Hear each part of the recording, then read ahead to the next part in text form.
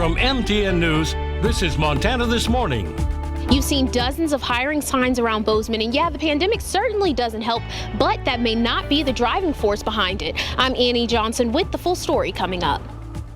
And the Memorial Day holiday weekend is just around the corner. It's practically here, and this year AAA says you can expect to see a lot more traffic. Coming up, find out the times you'll want to avoid as you make your travel plans. I already checked out on vacation. Sorry about that. No, I was already started my weekend. Oh, good for you. 6:31. No, I've got plenty of work to do. It's only Wednesday. It feels like it should have been Thursday, but it's still just Wednesday. Yeah. The only good news is it's beautiful outside. It is absolutely gorgeous. And if you missed it this morning, a lunar eclipse. Jeff Krogstad snapped a photo of that eclipse this morning. The eclipse is over, so you can rush outside if you want. All you're going to catch is a beautiful sunrise. Great shot there, Jeff. Temperatures holding into the 40s for most of the area. Scattered showers as you head through the day. You could have some brief downpours, not quite as intense as some of the thunderstorms roaming around the area yesterday, but definitely could be intense in a few areas. Temperatures do cool down just a little bit as you move later into the day. That is a gorgeous shot off the Community Hospital of Anaconda Eye Camp. We're going to talk more about what you can expect heading into your Memorial Day weekend. I'm planning for the weekend. That complete forecast coming up in just a little bit. All right, well, first here, local firefighters put out a wildland fire near 19th Interchange with I-90 yesterday. Yeah, a thick cloud of smoke near the interchange late in the day. Central Valley Fire Chief cautioning people to go slow and careful through that. The smoke had greatly cleared out, fortunately, by about 6 p.m. Traffic did back up on the frontage road east towards Belgrade for a period of time. Appears the fire was burning in multiple spots along the railroad tracks. Firefighters putting out flames in several areas along the tracks. Cause of that fire has not yet officially been released. Multiple agencies on the scene. Joining Central Valley was Bozeman Fire, Gallatin County Sheriff's Office, and Montana Highway Patrol. Well, maybe you know someone working multiple jobs just to be able to afford to live in Bozeman. It seems to be more common as the cost of living continues to increase. MTN's Annie Johnson explains how housing costs are affecting the service industry in Bozeman. The restaurant industry, without a doubt, has been hit hard by this pandemic across the country. But here in Bozeman, we're dealing with that and another unique issue as well. Well, I work at a brunch restaurant downtown. I've been working there for about 4 years. The pandemic brought drastic changes, but for a lot of people, it only added to the problem. But it wasn't the sole issue. I have lived in a few different places since moving out on my own, each place has gotten progressively more and more expensive. To the point where the cost of housing in Bozeman is almost double the national average, which restaurant owners say is what's hurting them the most. The pandemic has kind of put a spotlight over a longer term issue that we've experienced in Bozeman. I feel that affordable housing has been a long-standing issue in the city of Bozeman. Aaron says it's challenging to hire employees when they can't live here without having to work multiple jobs. And yeah, you can always suggest to increase the pay, but that has a trickle effect, which increases menu prices, ultimately costing the consumer. It's come to the point to where we've discussed trying to invest in housing for our staff to live in. It's getting to that point where we got to get creative. Because like in Nathan's situation, a lot of places are being bought and turned into new developments much more costly. I live in a 2-bedroom apartment with my roommate, who is also in the service industry, and I pay $1,000 a month. Or I don't pay, the rent is $1,000 a month, and we each pay $500. Honestly, now that someone has bought this plot of land and plans on developing it, I don't think I'll be able to afford to, live in the apartment, whatever they build. It's going to be difficult to find another place. Reporting in Bozeman, Annie Johnson, MTN News. Now we've put together a list of monthly rental prices for available 1- and 2-bedroom apartments in Bozeman. You can see those prices range from about $1,600 a month to $2,900 a month. Well, imbued after 8 years, Clark Grant, the founder and general manager of KBMF Radio, is stepping down. Grant began his work with the station in 2013, helping to develop and run the radio station. Since 2014, Grant had been working on renovations to the upper floors of the Carpenters Union Hall. Since those are almost complete, Grant says it's time to step away. I think it's good for community stations like ours to have a change of leadership. There's a lot of ways to run a station like this, and so new ideas are going to be a good thing for our organization. But it's also good for me, to move on to something else.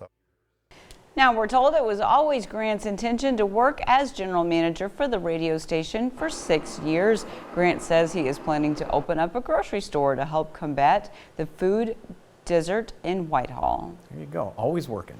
Absolutely. 6:35 now. This weekend, many of us will be going out of town for Memorial Day plans. Not working, but the roads will look drastically different than they did last year. Yeah, AAA predicts there will be 52% more people taking road trips, which equals to about 34 million Americans. Even though that's still below pre-pandemic levels, that doesn't mean traffic won't get backed up. AAA says the worst time to leave will be Thursday between 3:30 and 5:30 p.m.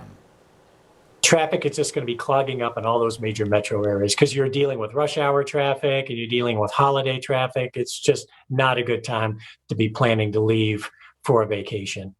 And it's a terrible, and plus it will put everybody in a bad mood, right? Who wants to be the first few hours of a vacation is you're stuck in traffic. That's not a good mood setter for any kind of holiday trip. Yet another reason not to live in a metro area. Also, this Memorial Day weekend expected to be more expensive across the board. Gas prices have been up, along with airfare, hotel rates, rental cars. Although there have been other factors driving those prices, some of that in line with the vaccination rate and more demand. People are feeling more confident to visit friends and family once again. Made people feel a little more flexible. They can choose when they want to leave, where they want to stop, and who's in the car with them. And so it just makes people feel a little safer and more in control.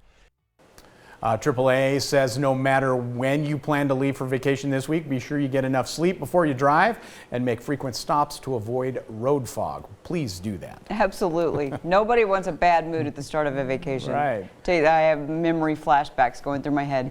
Well, one place you may be heading for the holiday weekend is Glacier National Park, with ticketed entry to the Going to the Sun Road in the park opening in just 3 days. Many are wondering about the progress snowplows are making on the scenic highway. While the plowing process there has been set back due to significant snowfall and avalanches lately, but the plows are working through Logan Pass and Sayi Bend, both significant points on the highway. The park's public affairs officer, Gina Kurzman, says the park does not have a precise date when the road will open to tourists, but due to changing weather conditions, tourists should stay up to date on available tickets, as more will become available as the park opens more recreation areas. Now, Glacier National Park officials have announced that many Glacier roads will remain closed to vehicle, hiking, and bicycling traffic through the Memorial Day weekend. Oh, that was some great video there from last weekend during the snow up on Logan Pass. 6:38 now. Shodair Children's Hospital unveiled its $14 million Building Hope for Families campaign yesterday evening. The campaign supports a new hospital building. MTN's Alexia Gayu was there and has the details. I'm good, how are you? Cars arrive at the Shodair campus to take a tour of what is to become. And at the start of the tour are the presidents of Carroll College, UM, and MSU, greeting participants as they look into the future. To be here with the presidents of UM and Carroll College, there's always a healthy banter. But the most important thing is that irrespective of our different schools and our different colors and our different football teams, today we're here just together as one, because we all believe in the important work of Shodair. That important work is specialized psychiatric care for children and adolescents, along with a nationally recognized genetics program. The new hospital is currently constructing a new facility. The $66 million initiative will feature new amenities for patients and care programs. The Building Hope for Families campaign is the largest capital campaign in history for Shodair. The CEO has the hope that our community will show their support. As you referenced, we have a goal of $14 million. There's been a lot of work up to this point. We found Montanans, as Montanans generally are, very, very generous. And we're thinking this will ignite even more passion from within the community and the state of Montana, frankly, to give to this campaign. Shodair has already raised $5.4 million for the campaign. On Tuesday, people were able to tour 6 stations scattered throughout the campus, each one detailing a certain aspect to the project, such as the design of the new 130,000 square feet space. That is all around our mission statement, is to heal, help, and inspire hope. And that's what this is about, and it's just really taken flight to the next level. So we're really excited about that.